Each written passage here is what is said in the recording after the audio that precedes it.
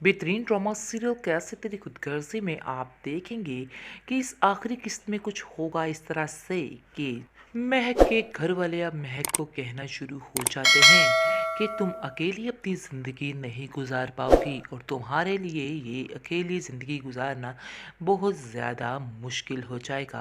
और एहसन भी इसको यही समझाने की कोशिश करेगा, कहेगा कि कल तक तो मैं ये नहीं चाहता था लेकिन अब मैं भी यही चाहता हूँ कि तुम अपना घर बसा लो, जिसकी वजह से महक को काफ़ी ज़्यादा गुस्सा आएगा और वो कहेगी कि आप लोगों की हिम्मत कैसे हुई मुझसे इस तरह की बात करने की, और आप लोगों ने सोच भी कैसे लिया कि मैं इस तरह से करूँगी।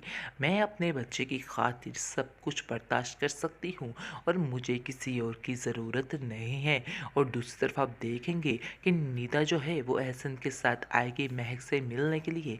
वहाँ पर मिलकर उसको कहेगी कि मेरी बहन मुझे माफ़ कर दो, मैंने तुम पर शक किया, तुम पर इल्ज़ाम लगाए, तुम चाहती तो कुछ भी कर सकती थी और अब भी चाहो तो कुछ भी कर सकती हो, लेकिन तुमने कुछ भी नहीं किया जिससे मुझे तकलीफ़ हो।